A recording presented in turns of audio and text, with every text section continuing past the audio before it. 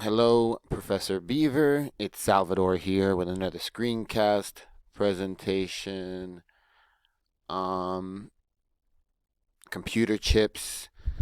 So, this was a pretty interesting one because I actually just so happened to be individually researching the subject I decided to do your project on just this morning. And it's something I've looked into before, the subject of quantum computers. Now, quantum computers are they're pretty complicated and just like quantum physics in general, which I'm not gonna get into trying to explain like my meager understanding on this subject, which to be honest, from what I've even researched, it seems that even the people that really study this for a career and have dedicated their whole lives to it don't even really understand how it works.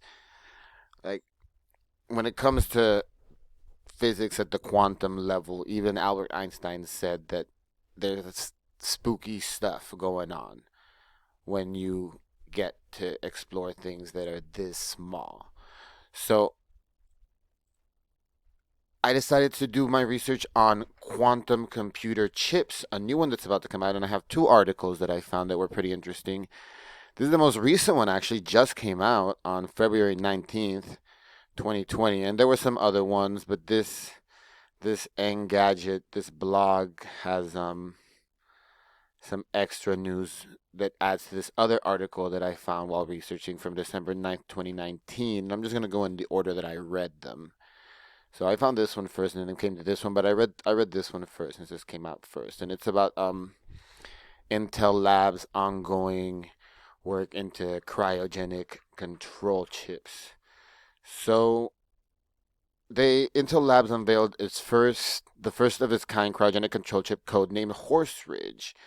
They come up with these really weird names for these chips too. They're named after really cold places. Just in case you're wondering, Horse Ridge is a really cold place in Oregon.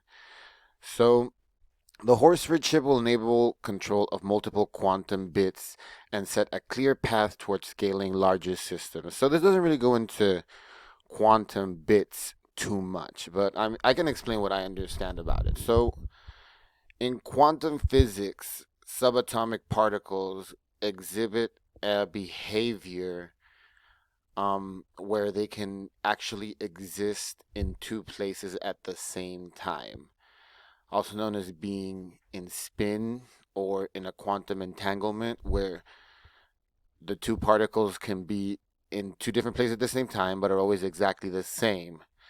So, for example, like if you had quantum entangled dice, you could have one dice in Europe and one dice in the United States. And anytime you toss the dice, they would both show the same result because they're in quantum entanglement. So a quantum bit sort of acts the way a quantum particle does in that it can be both on and off at the same time. As you know, bits and what we've been studying, this lately, the bits are the zeros and ones in the binary code.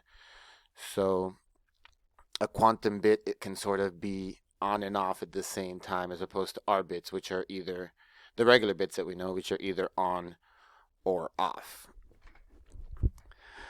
So I guess this causes for the behavior that these quantum bits exhibit in being able to be on and off at the same time makes for them to be able to just do an exponentially greater number of calculations than the most powerful computers that we have now. But of course, the technology is in its infancy, and these computers run very hot, and so far we are not operating with a lot of qubits at a time. Here you can see what an example of what a quantum computer looks like. It's a very beautiful device, almost looks like an art sculpture. And this sits inside of a refrigerated unit that operates at the millikelvin level because it's just the way the nature of these qubits and processing them just runs on so much heat. And right now, at the moment that this article was written, the most practical qubit, well, not practical, but the best qubit chip that we had was another Intel chip called Tangle Lake, which is also named after a very cold place somewhere. and it only runs 49 qubits at a time. So this chip mixed with this computer back here runs at mixed with this back here can manipulate and program 49 qubits at a time. So that's sort of where we were at right here. It's not what would be known as quantum practicality. We would need to be in the range of hundreds of thousands to a million qubits at least to have a practical quantum computer. So Horseridge is important because there's the new chip that they're teasing back in 2019. Uh, to date, researchers have been focused on building small scale quantum systems. So this is basically the smallest scale quantum system that we have. It's a highly integrated mix of SoCs, and SoCs up here it's a system on chip. So this chip basically just integrates a lot of these wires and tubes that are all used for cooling. They're starting to be able to shrink a lot of this stuff down and put it into a smaller chip, and that can operate at slightly higher temperatures. Still very cold, but now slightly higher. This thing cannot probably operate at 1 degree Kelvin as opposed to the millikelvin level. Now we're at the full Kelvin level. This chip can run very hot. This chip can run as hot as the qubits themselves run, according to the article. And we're getting a little closer. So 2018, 49 qubits, and now when we look over here in the later article, there's a little bit more news. Um, let's see. The system on chip is based on the 49 qubits is Tango Lake in 2018. Well, here we go. The system on chip is based on Intel's 22 nanobit FinFET low power process and includes 4 radio frequency channels that can control a total of 128 qubits. So we've gone from 49 to 128 qubits. Um, almost tripled, definitely more than doubled the capacity of qubits. Still nowhere close to 1,000 qubits, but or even a million. But the article says that and here we go. Quantum computers that use Horseridge might not need to stay so cold either. Intel is hoping to use silicon spin qubits that can operate at temperatures as high as 1 Kelvin, like I said earlier, just above negative 458 degrees. There's also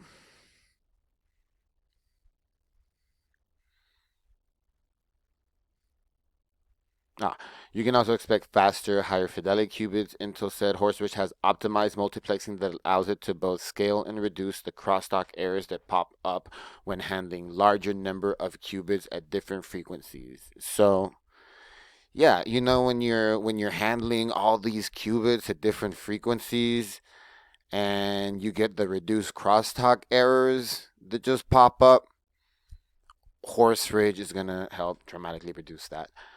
Um, So yeah, I guess what's the most impressive about these qubits and how they can help future technology, and I know I'm running long, I should wrap this up now, is that with the power of quantum computers and the qubits, we would be able to program models that could mimic nature itself to actually help advance fields such as meteorology and medicine, and social, what is it, civil engineering.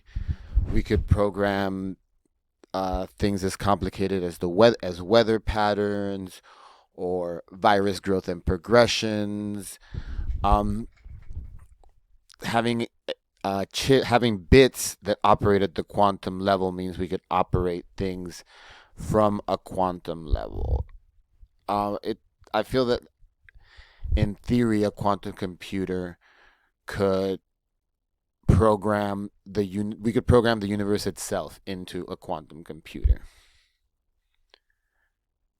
And who knows what kind of answers we could find. Like, definitely leaps can be made in the development of vaccines, and other medicine. But who knows what potential there could be in being able to program on such a deep level where we could actually create an entire universe inside of a computer, a model of a universe that just runs on its own and with computer generated sentience.